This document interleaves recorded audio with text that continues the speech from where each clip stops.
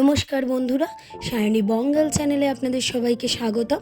আজকে আমি আপনাদের কাছে একটা বেঙ্গলি রেসিপি নিয়ে হাজির হয়েছি, যেটা কিন্তু বলতে পারেন বাঙালির ইমোশন। চলুন রেসিপিটা দেখে নেওয়া যাক। চিংড়ি ভাপা। এখানে কিন্তু আমি সমস্ত মশলাই একটু চেষ্টা করছি শিলে বেটে নেওয়ার।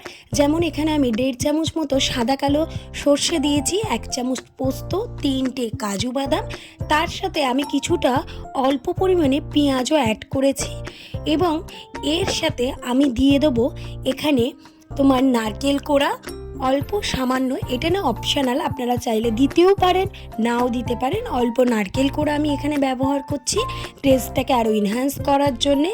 এবং তার সাথে আমি কিছুটা নুন দিয়ে দিচ্ছি, যেহেতু সর্ষে আছে, সর্ষেটা যাতে তিতা না হয়ে যায়।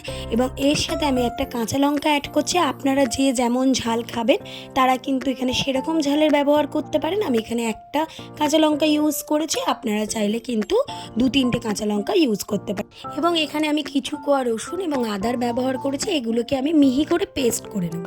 দেখুন একটা মিহি করে পেস্ট বানিয়ে নিয়েছি। এর সাথে আমি কালারের জন্য একটু কাশ্মীরি লঙ্কা ইউজ করছি, অল্প সামান্য পরিমাণ নুন ইউজ করছি এবং এর সাথে কিছুটা হলুদ আমি কিন্তু ইউজ করে নিচ্ছি। এবারে এই মশলাগুলোকে আমি ভালো করে ম্যারিনেট করে দেবো। আপনারা চাইলে কিন্তু কাশ্মীরি লঙ্কা দিতে পারেন, না চাইলে আপনারা স্কিপ করে যেতে পারেন। যেহেতু মাছে নুন দেওয়া আছে সেহেতু আমি কিন্তু অল্প পরিমাণ নুন ইউজ করছি।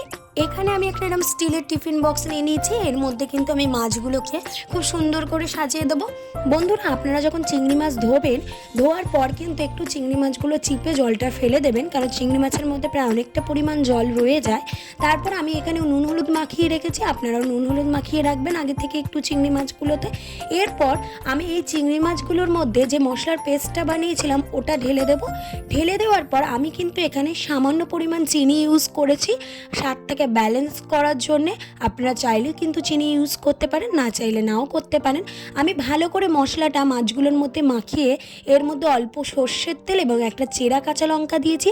আপনারা চাইলে কিন্তু 2-3টে কাঁচা লঙ্কা ইউজ করতে পারেন। এবং এরপর এটাকে আমি 15 মিনিট এরমভাবে ম্যারিনেট করে একটু রেখে দেবো।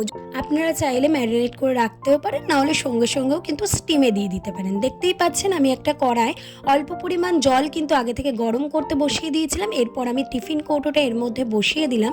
খেয়াল রাখতে হবে যেন টিফিন কৌটোটা জলে ডুবে না যায়, খুবই অল্প পরিমাণ জল দেবেন। তারপর আমি এইভাবে ঢাকা দিয়ে 10 মিনিট কিন্তু স্টিম হতে এটাকে বসিয়ে দিলাম। এবং আমি এই স্টিমটাকে কিন্তু 2 মিনিট হাই ফ্লেমে রাখবো এবং তারপরে কিন্তু বাকি 8 মিনিট আমি কিন্তু একদমই লো ফ্লেমে এটাকে স্টিম করে নেবো। চলুন 10 মিনিট পর ফিরে আসি। দেখুন আমি এখানে কিন্তু এটা 10 মিনিট পর ঠান্ডা করে নিয়েছি এবং জাস্ট লুকটা দেখুন, জাস্ট ওয়াও। দেখতে দেখেছেন কতটা সুন্দর হয়েছে, কিন্তু বন্ধুরা ততটাই খেতে কিন্তু টেস্টি হয়েছিল। শীতের দুপুরে কিন্তু গরম ভাতের সাথে এই চিংড়ি ভাপা জাস্ট জমে যাবে। আপনারা কিন্তু বাড়িতে এটা ট্রাই করে দেখতে পারেন, খুবই ইজি একটা রেসিপি। আর অবশ্যই যদি আমার চ্যানেলটা ভালো লেগে থাকে একটা লাইক, শেয়ার, কমেন্ট করতে ভুলবেন না এবং চ্যানেলটাকে কিন্তু সাবস্ক্রাইব করে দেবেন আরও নতুন নতুন সুন্দর সুন্দর ভিডিও পেতে। ধন্যবাদ।